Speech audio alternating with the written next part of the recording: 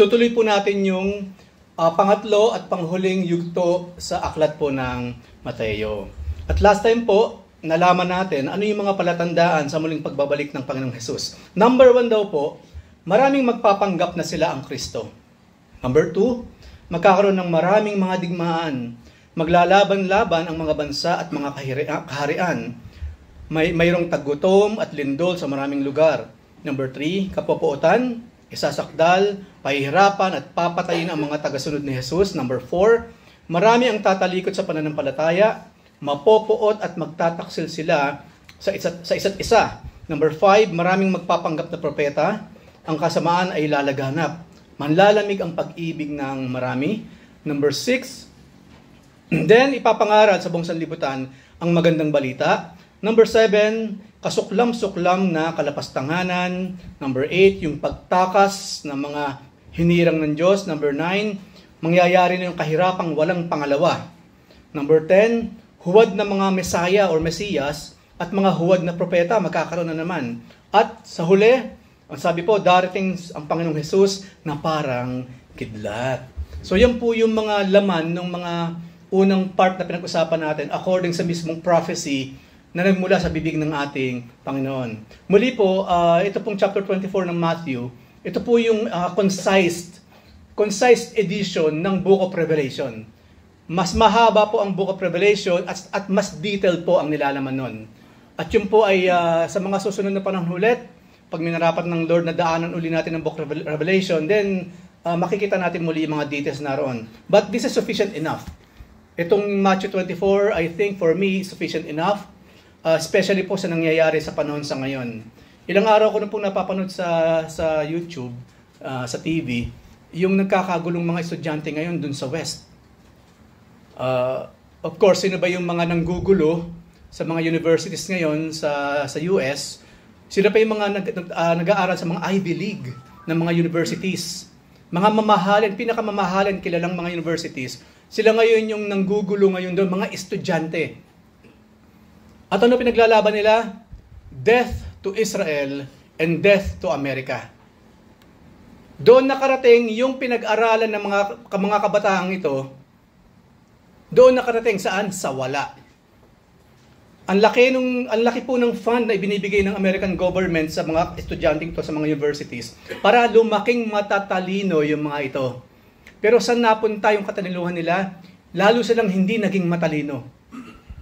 Death to Israel, death to America. Bakit lagi merong Amerika?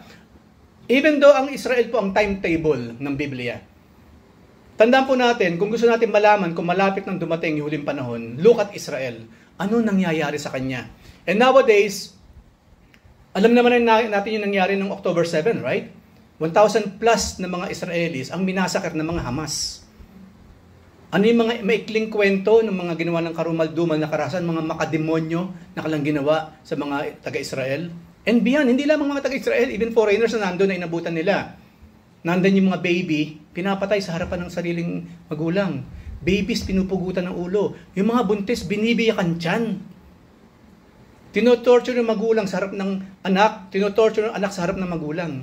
Mga taong nagdadrive, walang kamalay-malang bilang babarilin. 1,000 plus po ang pinatay ng mga taong yan, ng Hamas, ng mga terorisang ito. Sino ba naman ang backer ng mga yan? Siyempre, mga kapwa nila, Muslim. Ngayon, yun ngayon isinisigaw ng mga magagaling ng mga estudyanteng ito. Death to Israel, death to America. Bakit death to America? Kasi ang America po, ang ginagamit ng Lord to at least protect His bayan na Israel. That's why galit na galit sila. Kaya nga po ang Israel daw, small Satan, ang US, big Satan. Yan ang nangyayari. Pero lately po kahapon, napanood ko, pinaguhuli na sila. But for me, it will never end there. It will never end there. Ang nakita ko doon, this will be the generation na one day luluklok sa mga kapangyarihan doon sa West. Itong mga batang ito na pinag-aral, ginastosan ng gobyerno, ginastosan ng magulang, sa nakarating ang talino nila, wala. They became demonic. Sila'y nagpaloko sa kahalayan ng kalaban ni Satan himself. Look at that. Sila yung future generation Kuya Eric, US naman yun. Wala namang kinalaman ng Pilipinas doon. Mga kapatid, tandaan natin, kung ano ang nangyayari doon, yun din naman ang gagayahin sa Pilipinas. Yung mga tao around the world, wala namang ginawa kundi gumaya lang sa West, right? Sa pananamit, saan natin pinagagaya yung mga pananamit natin? Sa West. Yung mga pagsasalita, yung mga pagmumura, sa West. Lahat naman ginaya. Pati religion sa West, gagayahin din sa Pilipinas. Pag sinabi ng mga pastor sa West na ganito, yun din nasasabihin ng mga pastor sa Pilipinas. Malaki po ang kaugnayan ng mga taong ito sa West sa kalagayan ng buong mundo. So yun ang mundong ginagalawan natin. Even the students. Doon ko napagtanto, oo nga naman, hindi lahat na mayroong pinag-aralan, mga natapos sa pag-aaral, matatalino. Nakatapos, yes, maganda yun, nakatapos. Pero matalino, I don't think so. Kasi po sa university, hindi naman itinuturo ang morality. Ayaw nga nilang pinag-uusapan ng morality, right? Yung bang right conduct, itinuturo, konti, nung elementary. Pag lumaki na, wala na yun. Diba? Yung right conduct, wala na. Yung pagmumura ba, pinagbabawal, hindi na rin. Bahala sila, basta tuturo namin math, science, PE, na paborito nila, and that's it. Pero yung mga kaibuturan ng puso't isipan ng mga bata, hindi lang na magalaw yun. Kaya ulitin ko po, malaki ang pananagutan ng mga universities, ng mga eskwelahan, sa magiging paglaki ng mga bata. Kaya po, ulitin ko po, nasabi ko na ito dati, but in behalf po ng mga hindi nakarinig, ang mga magulang, binabantayan dapat natin, ano yung pinag-aaralan ng mga bata mula sa eskwelahan. Kasi po, sa panahon ngayon, hindi po lahat ng itinuturo sa eskwelahan tama. Kailangan bantayan ang mga bata, bantayan sino mga kaibigan nila. Sino yung lagi lang sinasamahan. Bantayan ano yung lagi lang napapanood, especially nowadays. Marami po doon tinanong, bakit ka nga pala narito ngayon at sinasabi mo, death to America and death to Israel. Bakit? Hindi rin naman lang masagot. Hindi rin. So sabi ko, ibang espiritu ang kumikilos dito sa mga batang ito. And you know what? Yung magagaling na authority naman, nung kumilos, almost huli na. Almost huli na. And for your information, sa November po kasi, before the end of this year, magkakaroon na ng American presidential election. Kaya napakaingat po nung matandang Biden na magsalita. Nagsalita po siya ngayon, kailan lang, tapos na ang lahat. Kaya marami ngayon ng galit na galit. At maraming taong ganun, di ba? Kung kailang huli na ang lahat sa kakikilos. At yun ngayon ang reason kung bakit natin nag-aaralan to. Para hindi mangyayari sa atin yung kung kailang huli na ang lahat, saka magsisisi, kung kailang huli na ang lahat, saka magbabago ng buhay, kung kailang huli ang lahat, saka paaalamin yung mga bagay na dapat noong pa inalam na niya. Ngayon nakasadlak na siya sa kalagayang wala na siyang kaligtasan, saka pa siya ngayon mag-iisip ng ganun. Yun po ang dahilan kung bakit natin pinag-uusapan ang Matthew chapter 24. Galing mismo sa bibig ng ating Panginoon, ito pong ating mga pinag-aaralan sa ngayon, ang mensahe niya sa mga araw na ito. Kaya ang pamagat po ng mensahe ay Matthew 24, ikatlong yugto. So ituloy po natin yung Matthew 24, nandito na po tayo sa verses 29 hanggang 31.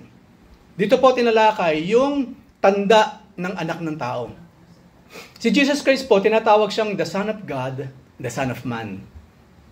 Kasi there is only one mediator between God and man, and that is the Lord Jesus Christ. Nakita po ninyo yung, since siya ay Diyos na nagkatawang tao, He can stand between man and the Father. Siya yung mediator. Ang Panginoon ngayon yung gumigitna. Kumbaga siya yung attorney. Tayo ngayon yung mga accused, nasa harapan ng Ama. Habang wala sa atin ang dugo ni Kristo, hanggat hindi tayo tumatanggap kay Jesus Christ as our Lord and Savior, we are guilty. And we deserve death. Hindi lamang physical death, but horrifyingly spiritual death. At saan mangyayari yung spiritual death? There in hell. Sa impyerno. Hell is real kung paanong heaven is real.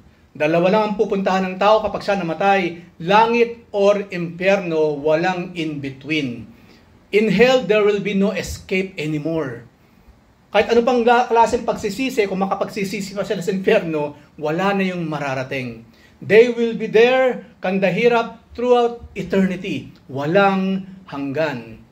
ang isa siguro para ma-imagine natin gano'ng kahirap ang parusa sa impyerno, minsan madikit tayo sa plancha. Mapapatalon ka talaga pag nadikit ka doon, di ba? Kasi napakasakit.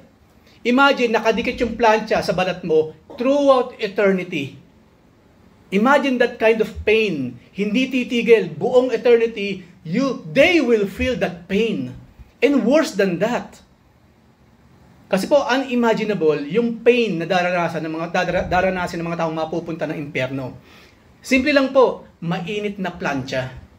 Minsan nga lang, kape na lang, hindi natin mahawakan yung baso kasi mainit. No, imagine, hahawakan mo yung napakainit na kape sa basong porcelain. Let's say na lang mga 1 minuto na lang. What will happen? Mari, ikamatay na yun. 1 minutong hinawakan mo yung cup of coffee na bagong kulo. Marami ang atakihin na sa puso, sa sakit. Sa sakit na hindi matigil. That is just 1 minute. But we are talking about eternity here.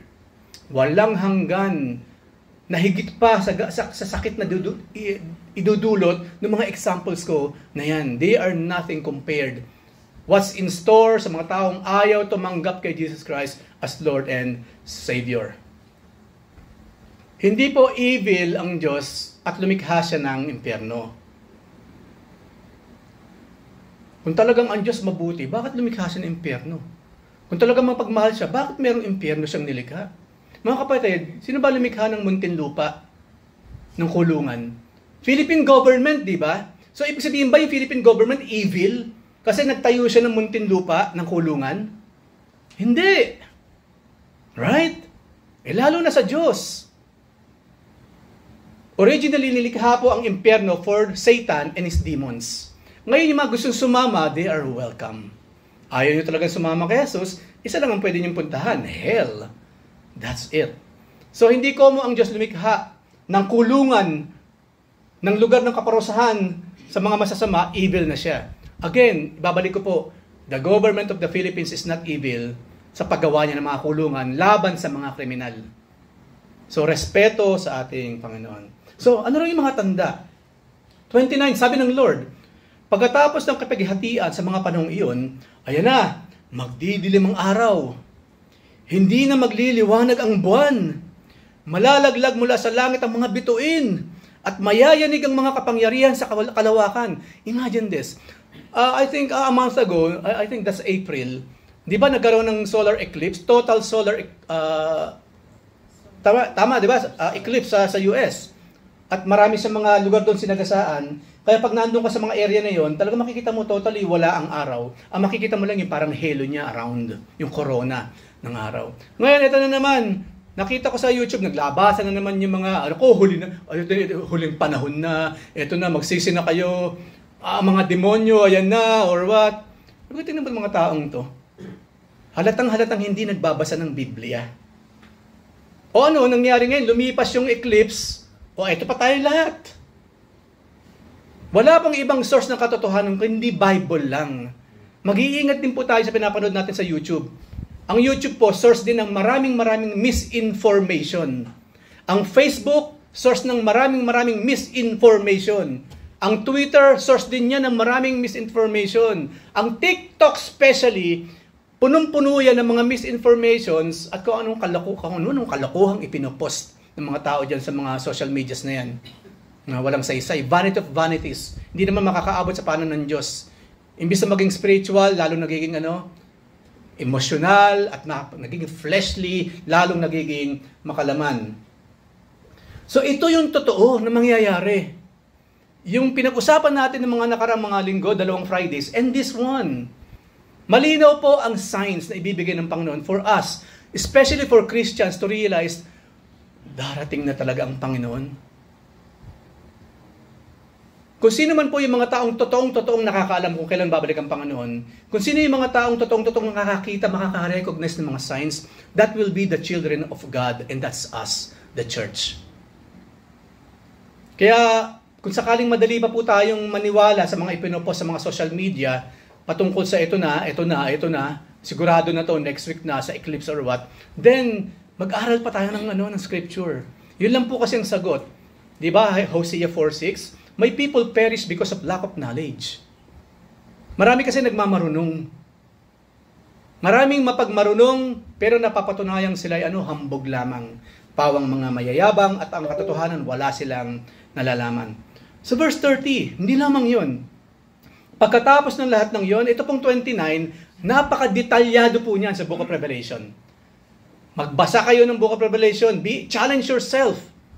Hindi na muna ako mag-i-scroll sa Facebook ng 1 oras o 2 oras. Babasahin ko na muna ang Book of Revelation. Yes, there is time, plenty of time to read the Book of Revelation. Ang sabi diyan sa verse 30, pagkatapos, lilitaw sa langit ang tanda o yung sign ng anak ng tao, ni Jesus Christ, at ang mangyayari at mananangis ang lahat ng bansa. Marami kasing emotional talaga eh. Yes, maraming mananangis. Pero ano kay hinat na ng pananangis nila? Yun naman ang tanong lagi eh, di ba? Anyway, mananangis daw ang lahat ng bansa. Makikita nilang anak ng tao, si Jesus Christ, na nasa alapaap at dumarating na may dakilang kapangyarihan at kadakilaan. Sa verse 31, sa hudyat ng malakas na tunog ng trumpeta, susuguin niya ang kanyang mga anghel sa 4 na sulok ng daigdig at titipunin nila ang mga hinirang mula sa lahat ng dako. Darating po ang time. Hindi kaya po, we never judge. Kahit napakasama ng isang tao, napakasutil, napakasama ng ugali, hindi natin tinutuldukan. Those students na binanggit ko kanina, karumal-dumal ang ginagawa nila ngayon, but never ever to judge them na they will die like that. Kikilos pa rin ang Panginoon sa buhay nila. Sa ating lahat. Hanggat hindi pa tapos ang Diyos sa isang tao, that person will never die. Kaya po, binanggit ko na nakaraan, there's no such thing as untimely death. Because all deaths are certain.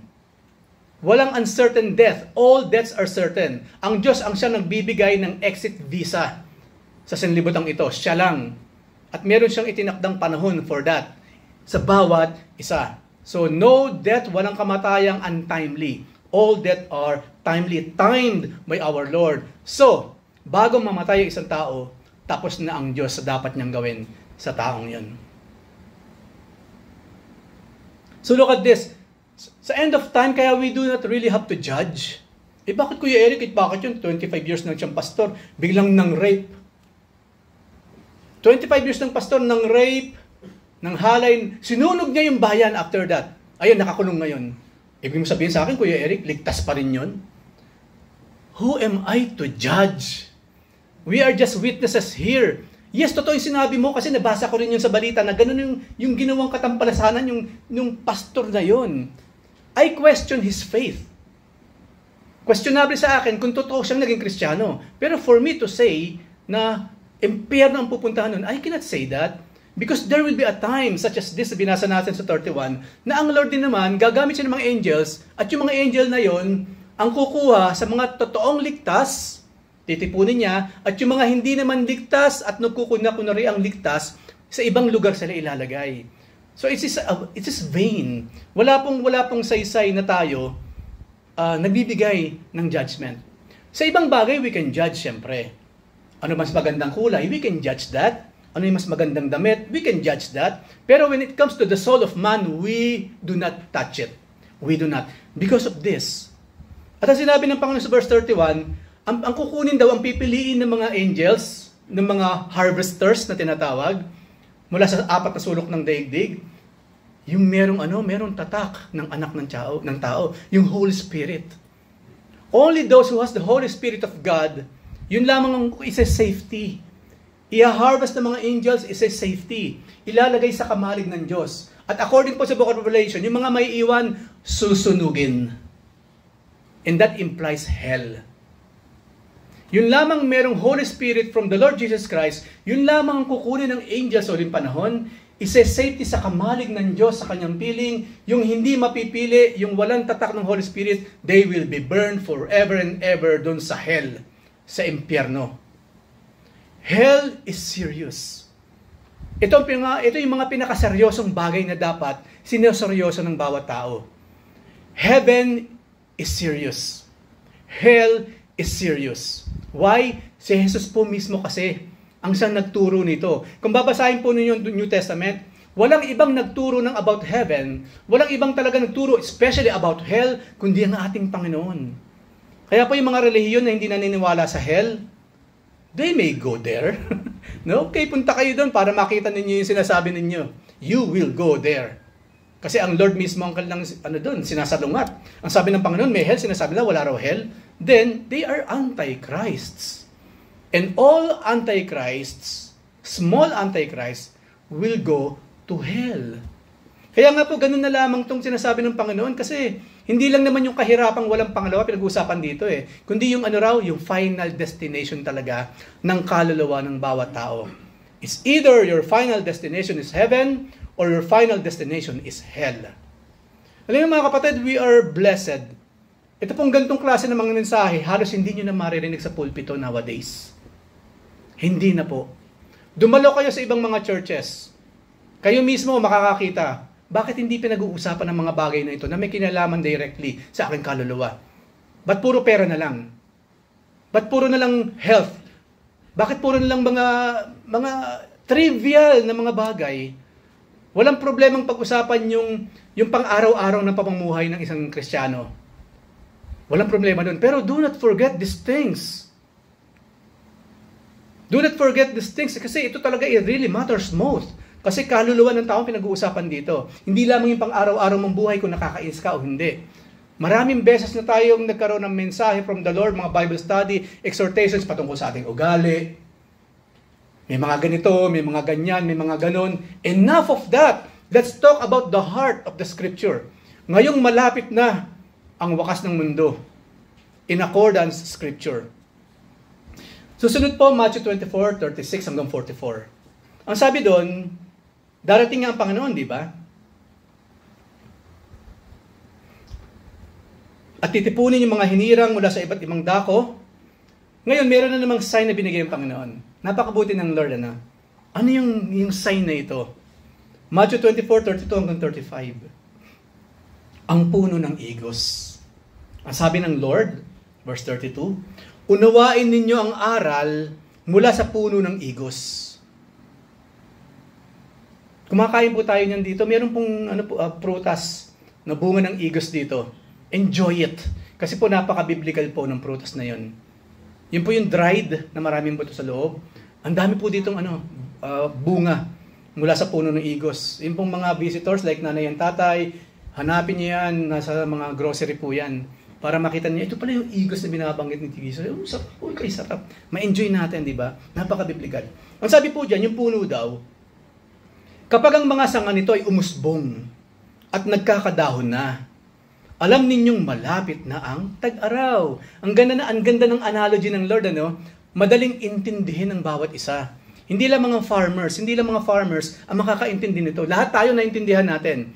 Na depende sa itsura ng puno kung anong panahon ka na naroon. At yun yung sinasabi ng Panginoon, it's so easy to understand. Kapag umuusbong at nagkakadahon na, alam na ninyong malapit ng tag-araw.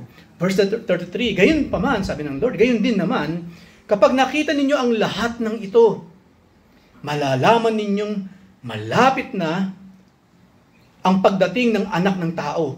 At sabi ng Lord, again, talagang malapit na. Ngayon, pag-usapan natin itong puno ng igos. Ano yung sinisimbolize ng puno ng igos? Wala pong iba kundi Israel. For thousands of years, na-displace po ang mga Israelita. Nung wasakin po ni General Titus sa Book of Acts, nung wasakin ni General Titus yung Jerusalem, nagkaroon po ng diaspora. Yun yung sinasabi ng Panginoon. Nauna ng Panginoon bago pa si General Titus. Titus na general po ito, hindi si Brother Titus. Ibang Titus yun. Sabi ng Panginoon, bago nangyari yon, tingnan ninyo, right? Pinag-aralan natin last time. Tingnan niyo ang templong yan. Di ba? Sabi ng Panginoon. Wala raw batong nakapatong sa kapwa bato. Kasi wawasakin ang templo. Tapos nagkaroon ngayon ng analogy ang Panginoon, ini-imply niya yung kanyang sariling katawan. Wasakin niyo yung templong ito at sa ikatlong araw, muli ko siyang itatayo. Yung mga kapatiran ngayon, siyempre, sino ba naman hindi malilito doon? Even me, siguro kung nandun ako nakikinig sa Panginoon, marami ko hindi mag-grasp No? Kanina pinag-uusapan namin yung physical temple. Sabi ng Panginoon, mawawasak yan, walang batong nakapatong sa kapwa-bato. Tapos later on, sabi ng Panginoon, itong templong ito, wawasakin niya. Pero pagtapos ng 3 araw, itatayo niya. Ano nangyayari dito? Pero pinaliwanag ng Lord yun, di ba? At ipinakita niya mismo. Ang pinag-uusapan pa ng templo, yung ikalawang templong binabanggit ng Panginoon, ay yung kanyang katawan. Na He will die, pero after 3 days, He has the power to take it back again. Remember, the Lord offered His life for us. He died. He literally died for us. Sa lahat ng kasalanan ginawa natin at yung ginagawa natin mismo ngayon. Kung naglalamierda sa labas ang ating kaisipan, habang ikaw nasa loob ng hallway na ito, then that is one of those things. Kung bakit namatay ang Panginoon para sa iyo. So be here, 100%. Be here. So, after 3 days, di ba, muling kinuha ng Panginoon kanyang buhay through the power of the Holy Spirit. Pero yung isang templo ngayon, sabi ng Panginoon na makikita niyo yung templong yan, pinagmamalaki ninyo, makikita niyo yung wala ng batong nakapatong sa kapwa-bato. Nangyari nga pa yun ng panahon ni General Titus. So ginamit lang, God has a program. Hindi sumilip si Jesus Christ, makapunta nga sa future, sa 70 AD, para makita ko ano mangyayari. Kasi kukwento ko sa mga apostol, babalik ako sa past to tell them what will happen. Alam ng Lord ang lahat, walang nalilingid sa Kanya, besides doon sa kung kailan siya muling magbabalik. Jesus Christ knows everything because He is God. But minarapat niyang huwag malaman kung kailan siya muling magbabalik. Only the Father knows.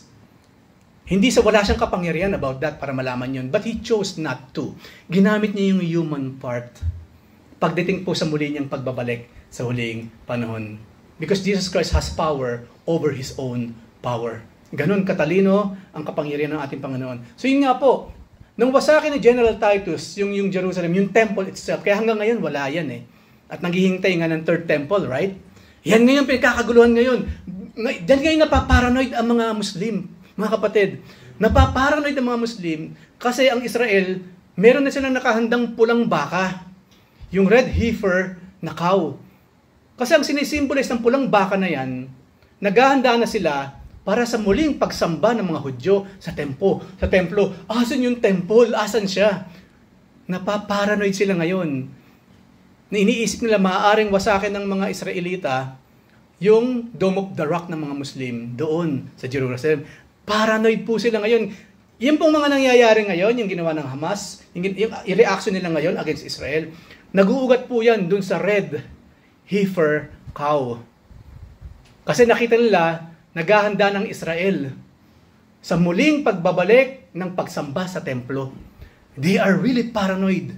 Kaya lahat ginagawa nila to destroy Israel. Because of that, ayaw nila ng Israel bumalik sa pagsamba kay Yahweh. It always boils down sa Diyos ng Israel kung bakit itong mga bansang ito against Israel. They are really against the God of Israel. Pangalawa na lang ang Israel. Pangatlo na lang ang Amerika. Talagang galit na galit sila at hindi na papayagan yung muling pagsamba ng Israelita kay Yahweh, kay Elohim. Yun po ang pinakapunot dulo ng lahat. And most of them now, they don't realize it. Kasi gaya-gaya lang naman sila eh. Sunod-sunod lang naman sila. Pag tinanong mo, ba't nyo ginagawa yan? Malay namin. Basta okay lang. Basta gusto namin gawin to. Sumama kami. It's fun or what?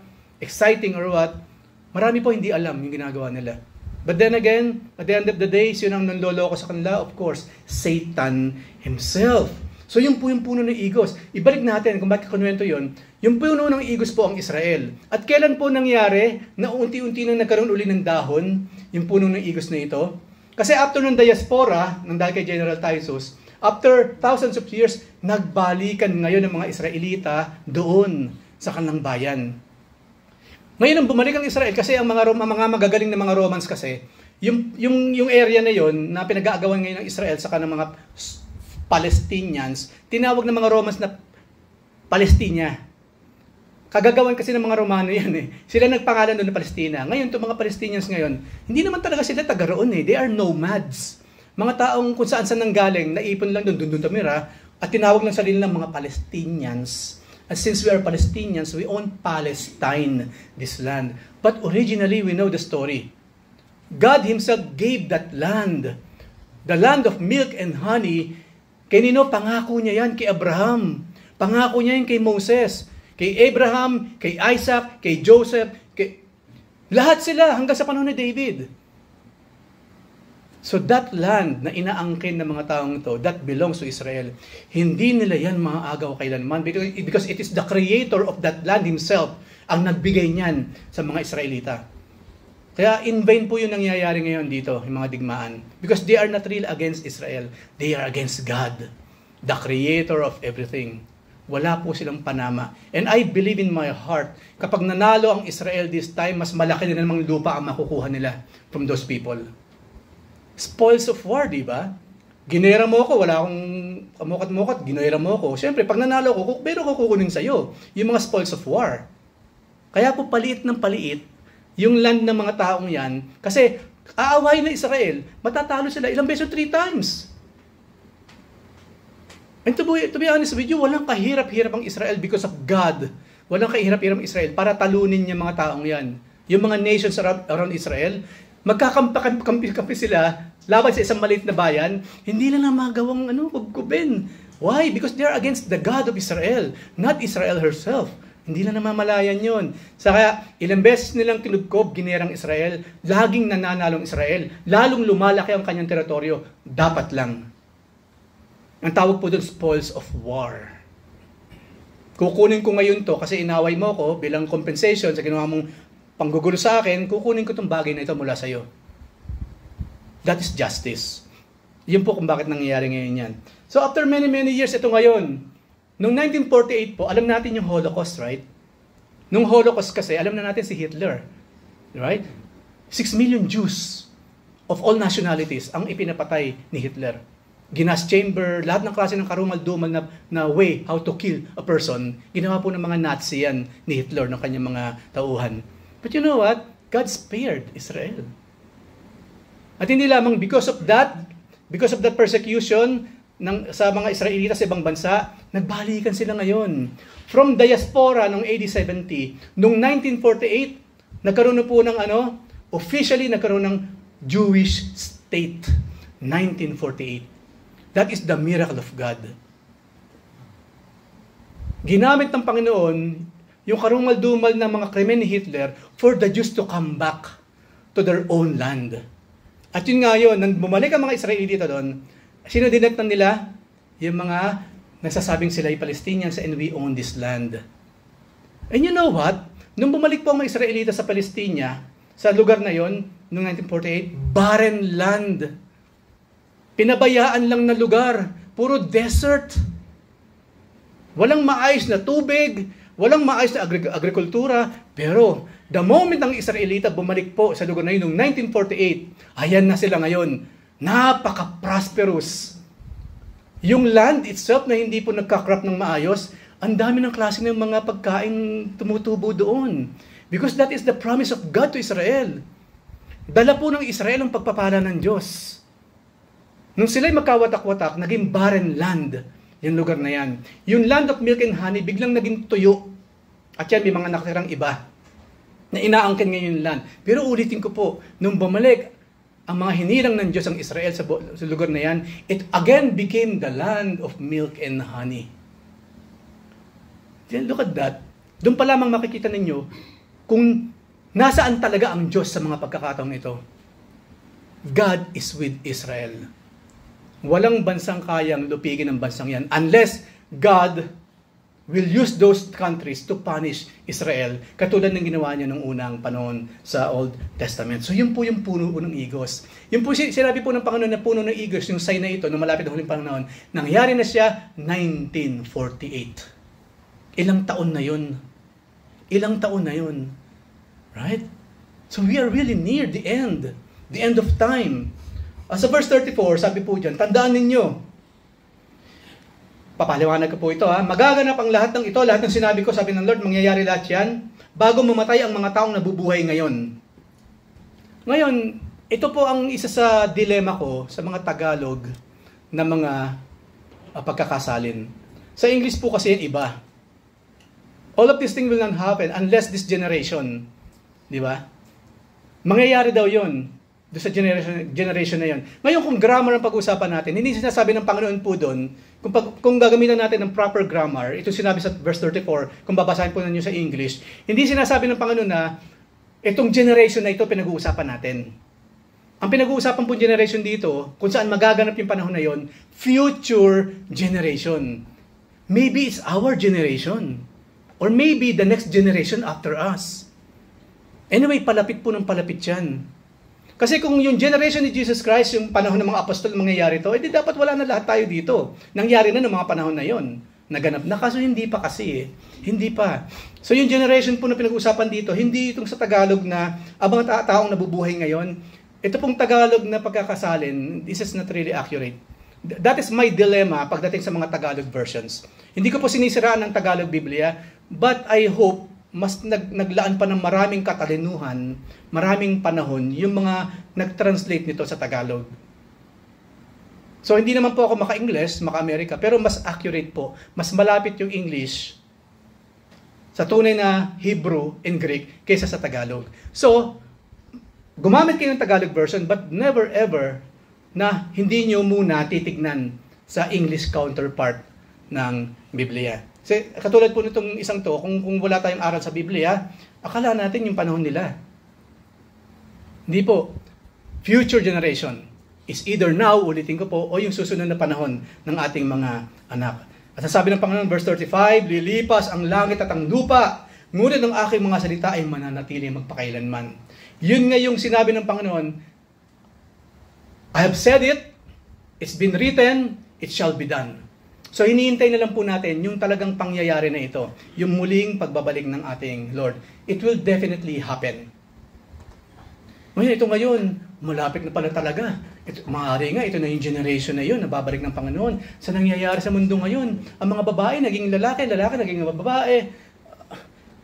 Alam niyo po ba, meron ding nag-define ng sarili niya, ano siya, bagay. Kasi sa panahon ngayon, sa mga perverts, pwede kong sabihin, nakalalaking tao, lahat ng pagiging lalaki nasa akin, di ba? Pero ako pa rin magde-decide. Babae ako. Ang batas naman, igalang niyo yung kanyang desisyon, babae daw siya. Kaya mula ngayon, yung mga pronouns niya, she. Yan po yung battle of the pronouns, kung nagbabasa kayo ng balita. Nagkaroon ng battle of the pronouns. Kasi maraming mga katulad ng mga pervert. Siyempre sa opisina, kunyari, tinawag siyang sir. Magrereklamo na yun. Justice, where is justice here? Minamalit kami ng mga LGBT. Bakit naman? Tinawag niya akong sir. Ma'am ako. Nakita niyo yung kalokohan walang pangalawa sa mundong ginagalawan natin. Hindi lamang yung lately, may mga tao ngayon, pwede nyo sabihin, I am a broom. Ako ay aso. Ako ay pusa. Imagine this. Evil spirit lang ang pwedeng gumawa nito, mga kapatid. Ang sabi sa aklat ng John, sa 1 John, di ba? The spirit of the Antichrist ay kumikilos na nung panahon nila. Especially sa panahon natin ngayon. Hinihintay na lang natin yung that one person, the beast, yung halimaw, yung 666, yung Antichrist. And that person will come dun sa end of time, dun sa last 7 years ng mundo. Okay? Meron pa detail dyan, pero sa mga susunod ko na po, next week natin pag-uusapan. Kaya be there. Huwag po kayo mawawala para kumpleto yung kwento, yung nalalaman natin. Walang nakakaalam, sabi ng Lord. Walang nakakaalam ng araw at oras ng pagsapit na yon. Kahit ang mga anghel sa langit, o maging ang anak man, me, hindi ko alam, sabi ng Lord, ang Ama lamang ang nakakaalam nito. At naipalawanag ko na kung bakit. Even though Jesus Christ is God in the flesh, minarapat niya na bilang tao, hindi niya malaman yung muli niyang pagbabalik. Why? I don't know. Yun ang naging decision niya and I will respect it. Alam niyo, ito, napaka-childish nito, naisip ko minsan. Very, very childish. Napaka-human, napaka-flesh, napaka-childish. Inisip ko minsan siguro, kaya hindi ito doktrina. Kumbaga childish thinking ko minsan. Siguro kaya minarapat ng Lord na hindi niya malaman yung muli niyang pagbabalik. Kasi sigurado, kukulitin siya ng mga apostol na ito. Lord, kung talagang mahal mo ako, sasabihin mo kung kailan ko ulit magbabalik. Diba, mga tao ganyan eh. Kung talagang mahal mo ako, gawin mo ito. Kung talagang mahal mo ako, ibili mo ito. Kung talagang mahal mo ako, sabihin mo sa akin ang password ng account mo sa Facebook.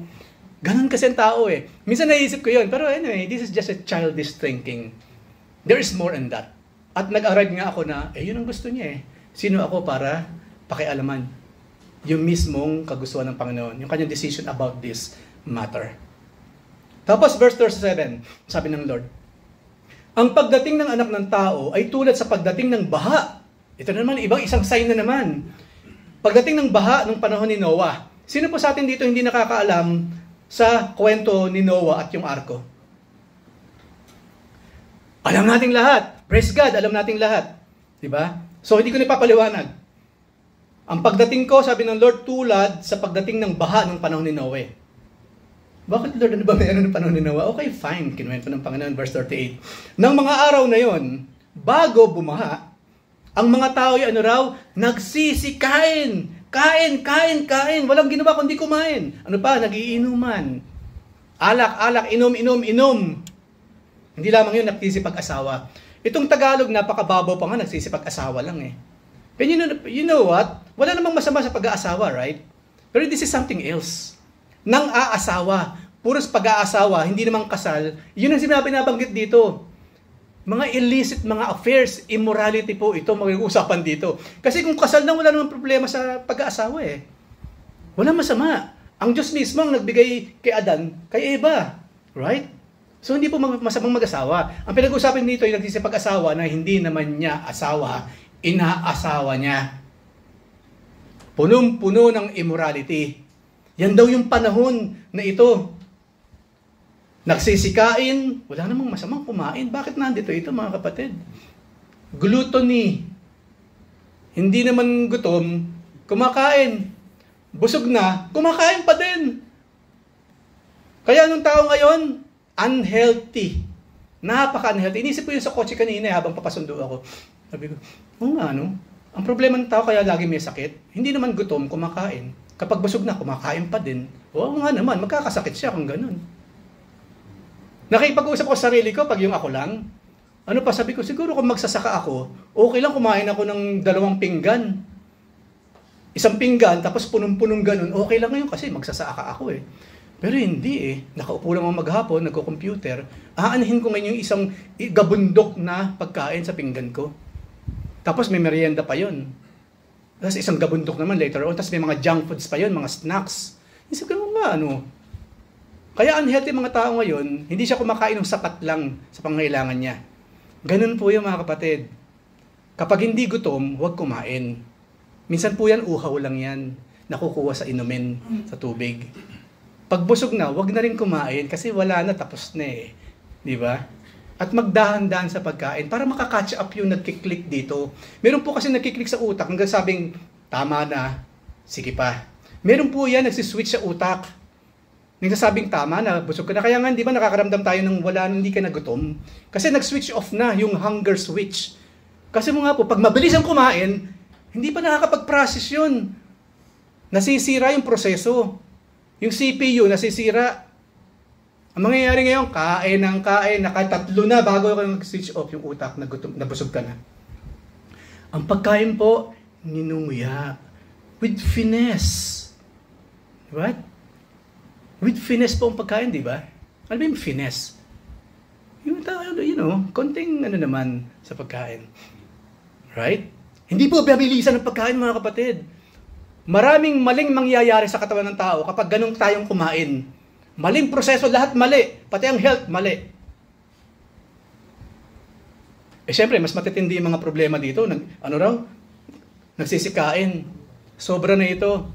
Walang masamang kumain, boss, sinabi ko, kung hindi mo ginodiyos yung pagkain. Itong mga taong ito po, kasi yung panahon ni Noah, wala silang pakialam sa spirituality, wala silang pakialam kay Noah, na panayang reminder na malapit na, yung pagdating ng baha, kain lang ng kain. Ganun ba? Ganun ba, Noah? Ganun ba? Kain ng kain. Wala silang inisip sa buhay na kundi kumain. Ano pa? Nagsisiinom, nagiinuman. Ayan, lasing lang lasing. Yung soft drinks nga lang, mapasobra ka, magkakasakit ka eh. Yung pa kaya mga ganyan, mga hard drinks na tinatawag, lalo na. Ganon din sila noon. Kaya si Noah habang nagtatawag na, uy, maghanda na kayo, malapit na, ilang taon na lang, matatapos itong barko, magsisi na kayo or what. Napakalasing nga nila. Paano maiintindihan yung sinasabi ni Noah? Hindi lang maiintindihan si Noah. Hindi pumapasok sa utak yung mga sinasabi ni Noah kasi lasing. Kaya sabi sa Biblia, be sober, or Huwag kayong maging lasing. Be vigilant because the enemy is like a roaring lion na naghahanap lagi yan ng kanyang masisila. We must always be sober. Ang kabaligtaran po ng sober, lasing. Lasing, sober. Ang sabi sa Biblia, we must be sober, hindi lasing. May marami kasing... anyway, ito po mga panahon na ito, literal na alak po pinag-uusapan dito. Siguro iiwan ko na lang doon para hindi masyadong humaba, magkaroon ng kung saan pumupunta ang usapan natin. This is literal na pagkain, literal na mga alak. At yung nga po yung pag-asawa, yun ang ginagawa nila. Inaasawa nila lahat. Inaasawa nila lahat. Yun lang po sinasabi dito. At ito nga, yun ang ginagawa nila hanggang sa pumasok si Noah sa barko. Hindi na nagkulang si Brother Noah. Habang ginagawa, alam po ba ninyo niya ilang taon ginawa ni Noah yung barko? Sa tulong ng Lord, siyempre, sa kanyang mga macho na mga manugang at pamilya, 120 years. Kaya nga po sinabi sa Biblia, ang mga tao sa panahon na ito, ang buhay nila magiging 120 years na lang. Kasi yun yung time. Yun yung span of time na nilikha ni Noah yung barko. Hindi po ibig sabihin doon, ngayon pala sa panahon natin hanggang 120 years na lang tao. Bakit aabot ka ng 120? Hanggang 70 na lang, 80 nga lang mga tao ngayon eh. Ang pinag-usapan po doon, kasi yun yung span of time na nilikha ni Noah yung ark, after 120 years, papasok na sila at dumating na po ito. Hindi nila namalayan ngayon. After 120 years na si Noah walang ginawa kundi magtrabaho at mag-share ng gospel sa kanila, wala silang pakialam doon. Kaya anong nangyari sa 39? Hindi nila namamalayan ang nangyayari hanggang sa dumating ang baha at tinangay silang lahat. Sasabi ng Panginoon, gayon din ang mangyayari sa pagdating ng anak ng tao. Yung pong pag-iinom, yung sobrang pagkain sa kayong inaasawa, yung hindi asawa, marami na po ngayon yan. Hindi na lang yan ang pinag-uusapan natin. Marami pang mas masahol. Mababasa po natin sa Timothy, sa Revelation, marami po pong mga kadapastangang ng walang pangalawang ginagawa ang mga tao, especially ngayon, kesa nung panahon ni Noah. Minsan nga po sinabi ng Panginoon, di ba, itong mga generation na ito, lumalabas na mas mahusay pa yung Sodom at Gomorrah kaysa dito sa mga ito eh. Ang Lord mismo nagsabi nun. Next time po pag-uusapan natin yung Sodom at Gomorrah, kalapastangan ng walang pangalawa rin po ang ginawa ng mga taong yun. Pero sabi ng Panginoon, nung kaharap niya yung mga tao by that time, yung mga detractors at mga noon, itong mga taong to mas masahol pa sa mga nasa Sodom at Gomorrah. Ano yung sabihin nun? Habang lumilipas ang panahon, ang salbahe, lalong sumasalbahe. Ang walang respeto, lalong nawawalan ng respeto. Ang mga magnanakaw, lalong magnanakaw yan. At hindi lamang yun, ang nananakaw ngayon, hindi mahirap. Ang pinaka-grand ng mga magnanakaw ngayon, mga yayaman pa nga. Mas masahol po ang mundo natin ngayon kaysa mga panahon na yon. And remember, why? Kasi end of times ang pinag-usapan natin. After this generation or next generation, there will be no more. Ibang generation na yon. At pag-uusapan po natin sa mga susunod pa rin mga panahon. So, bakit hindi namamalaya ng tao yung panahon kung saan ang Panginoon malapit ng bumalik? Bakit hindi nila namamalayan yung signs? Yung kasi pinagkakaabahalan nila. Mga kapatid, huwag tayo masyadong abala. Kasi yun ang problema natin ngayon eh. Masyado tayong abala, di ba? Masyadong abala para hindi makapagbasa ng Bible. Masyadong abala para hindi makapag-pray sa ating Lord. Ano ba yung pinagkakaabalahan mo, kapatid? Kayo mismo ang sumagot sa sarili ninyo. Ano nga ba yung mga pinagkakaabalahan ko at wala akong time to really read and study the Bible? Ano ba talaga yung time kung bakit wala akong panahon ni prayer man lang at kinakailangan pong iba pa mag-pray para sa akin? Kayo mismo sumagot. Ano ba talaga pinagkakaabalahan ninyo? Is it really a matter of life and death? Yung mga pinagkakaabalan ba natin ngayon, magliligtas sa atin mula sa apoy ng impyerno? O magbubulit pa nga doon? Answer that to yourselves. Ano yung pinagkakaabalahan ng bawat isa sa atin? At sabi ng Panginoon sa verse 40, sa panahong iyon, may dalawang lalaki nagtatrabaho sa bukid. Kukunin ng isa at iiwan ng ikalawa. May dalawang babae nagtatrabaho sa gilingan. Kukunin ng isa at iiwan ng ikalawa. Kaya't maging handa kayo dahil hindi ninyo alam kung kailan darating ang inyong Panginoon. Sa isang kisap-mata, and it will be pag-uusapan natin sa mga susunod ng mga Fridays, sa isang kisap-mata, some of us will just disappear. Yes. Napakagandang pag-aaral po niyan. I hope hindi kayo mawala dahil yun po yung mga nakasunod sa mga pinag-aaralan natin. Kaya't maging handa kayo kasi hindi natin alam kung kailan sa uli magbabalik. Dapat daw laging handa. Kasi mangyayari ito. Verse 43, tandaan ninyo ito. Bigyan ng analogy ang Panginoon. Kung alam ng may-ari ng bahay kung anong oras sa gabi darating ang magnanakaw, siya'y maghahanda at hindi niya pababayaang pasukin ang kanyang bahay. Kung alam niya, oy, nanakawan kita dyan ha. Okay, ready ka gantong oras yan. Of course, walang gagawa nun. Pero kung sakaling merong magaling na magnanakaw at siya parang sabi ng schedule niya, sigurado ganito gagawin na may-ari ng bahay. Verse 44, kaya't lagi kayong maging handa. Ito na naman, lagi kayong maging handa sapagkat darating ang anak ng tao, ang Panginoong Hesus, sa oras na hindi ninyo na naman nalalaman. He's like a thief in the night. Ito yung ginapit ni Pedro sa aklat ng Pedro. Diba? Kasi pinag-usapan din niya yung thief in the night, yung pagdating ng Panginoon. Ito kasi yun. Naalala ni Pedro itong sinabi ng Panginoon about that day, yung kanya siyang babalik. He's like a thief in the night, na hindi mo alam kung kailan siya darating. Matthew 24:45 hanggang 51. Nagbigay na naman, para mas maintindihan natin, nagbigay siya na naman ng another analogy. Tapat at matalinong alipin. Verse 45. Sino ang tapat at matalinong alipin? Hindi ba't ang pinamamahala ng kanyang Panginoon upang magpakain sa iba pang mga alipin sa takdang oras? Verse 46, sabi ng Lord, mapalad ang alipin iyon kapag dinatnan siyang tapat na naglilingkod sa pagbabalik ng kanyang Panginoon. Verse 47, sinasabi ko sa inyo, yung tapat na alipin, gagawin siyang tagapamahala ng kanyang Panginoon sa lahat ng mga ari-arian ito. Yun ang gantimpala ngayon sa mga talagang tapat sa ating Diyos. Verse 48, ito ngayong kabaliktaran. Ngunit, kung masama ang aliping iyon, sasabihin niya sa kanyang sarili, matatagalan pa ang pagbabalik ng aking Panginoon, ng aking boss. Wala pa si boss, nasa bakasyon pa, hindi pa siya babalik. Matatagalan pa ang pagbabalik ng aking Panginoon. Kaya't sisimulan niyang bugbugin ang iba pang mga alipin. At makikipagkainan at makikipag-inuman sa mga lasenggo. Ito naman talaga nangyayari ngayon, hindi na kinakailangan ito i-spiritualize . Marami po aabutan ng panahon na yon, lasing. Marami po aabutan ng panahon na yon, kain ng kain. Marami aabutan ng panahon na yon, devoid siya ng any knowledge about the Lord Jesus Christ. Sabi ng Panginoon, ganyan yung kalahati, ganyan ang mangyayari. Isa tapat, isa ganito ang gagawin. At sasabi sa verse 50, ito yun ngayon siya, kampanting-kampante, kinakain yung ham ng amo, nakahiga sa kama ng amo, habang inaalimura yung mga kapwa niya, mga servants. Verse 50, babalik ang Panginoon ng aliping iyon sa araw na hindi niya inaasahan at sa oras na hindi niya alam. Verse 51, buong higpit siyang paparusahan ng kanyang Panginoon at pagkatapos ay isasama sa mga mapagkunwari, mga ipokrito. God hates hypocrites. Wala pong ipokritong pupunta sa langit. Puro impyerno pong pupunta ng mga ipokrito. Ito pa yung tinatawag natin plastic. Yung bang pag nandyan yung amo, di ba? Yung sipag talaga, magpahinga ka naman. Sipag-sipag mo. Pag wala yung amo, ayan, iba ginagawa, at inaalimura pa yung kapwa niya servant. Kala mo naman siya, mas mataas pa doon sa mga yun.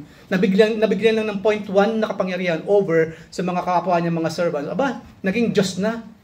Naging hari-harian na kaagad o reyna. Di ba, sabi dito ng Panginoon? Isasama sa mga mapagkunwari. God, ulitin po, God hates hypocrites.